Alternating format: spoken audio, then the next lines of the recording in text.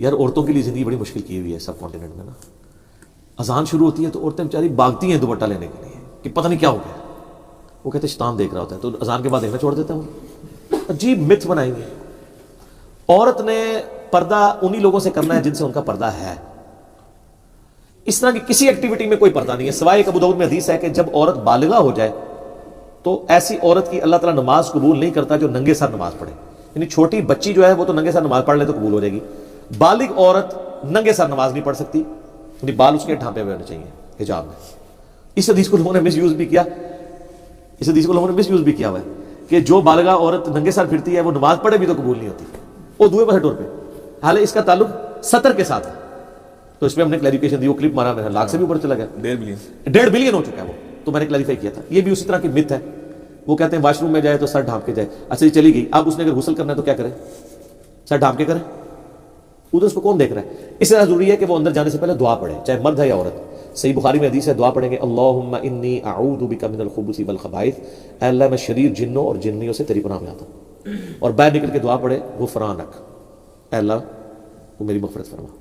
ٹھیک ہے, ظاہر ایک تکلیف سے آپ گزرے نا, یہ واش روم کی تکلیف آپ کو یہ یاد دلاتی ہے کہ اگر آپ کا پیشاب بند ہو جائے یا آپ پیشاب نہ نکال سکیں تو کس تکلیف سے گزر رہے ہیں.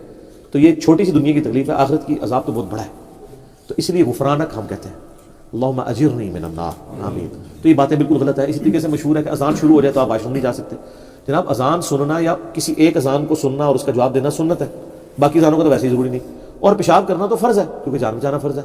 اذان شروع ہے, آدھی ہے, ہوئی ہے, نہیں ہوئی ہے, سب سے پہلی پرائرٹی آپ کی پیشاب ہے. حتیٰ کہ صحیح مسلم میں حدیث ہے کہ اگر کسی کو سخت پیشاب آیا ہو تو اس کی نماز ہی نہیں ہوتی, تو وہ نماز اس کی ہوگی نہیں, وہ جماعت بھی چھوڑ دے گا, پہلے اس سے فارغ ہوگا. بلکہ صحیح مسلم میں یاد ہے حدیث ہے کہ عبداللہ بن عمر بیٹھے تھے تو اقامت شروع ہوگی, ان کے سامنے کھانا لا کے رکھا تھا, تو انہوں نے کہا نبی اسلام تو میں حکم دیا کھانا سامنے آ جائے, پہلے کھانا کھانا ہے, نماز بعد میں پڑھنی ہے.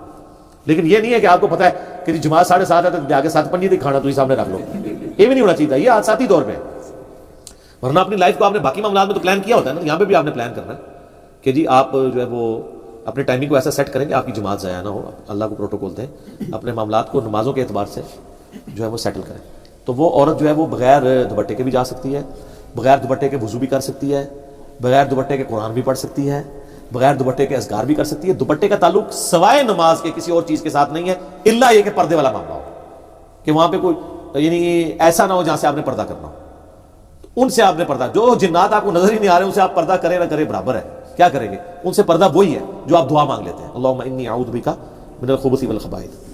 پرانے زمانے میں اصل میں یہ ہوتا تھا کہ عورتیں ابھی بھی گاؤں ایریا میں باہر یعنی کھیتوں میں جا کے باہر جگہوں پہ ان کے ٹوائلٹس بنے ہوتے تھے, یعنی پیشاب کرنے کے لیے تو گھر میں ارینجمنٹ ہوتا تھا, لیکن جو ہے وہ پخانے کے لیے ٹوائلٹ جانا پڑتا تھا باہر.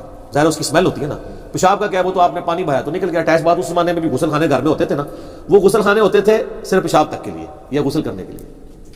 لیکن اگر کسی نے بڑا پیشاب کرنا ہے تو پھر باہر جانا پڑتا تھا, کیونکہ اسمیل ہوتی تھی, پھر وہ مٹی میں وہ سارا کچھ کرتے تھے. تو اس وقت پھر عورتیں ظاہر پردے میں گھر سے نکلتی تھی, تو ایسا تو نہیں کر سکتی تھی. آج کل تو اتنی آسانی ہے, اٹیچ باتھ روم ہے, اور ان ایشوز سے, ان تکلیف سے گزرنا نہیں پڑتا لوگوں کو. پہلے ان تکلیفوں سے گزرنا پڑتا تھا, آج کل تو غسل کرنا بھی آسان ہے. واش روم والا معاملہ, پہلے تو واش روم جانا ہے ایک تکلیف دہ عمر ہوتا تھا. امیجن کریں نا, اٹیچ بات آپ سے لے لیا جائے. اس چیز کا احساس ہمیں ہوا ہے جناب پشاور جا کے. پشاور اگر 10 مسجد ہیں نا تو کسی ایک میں بھی آپ کو بڑی مشکل سے ٹوائلٹ ملے گا.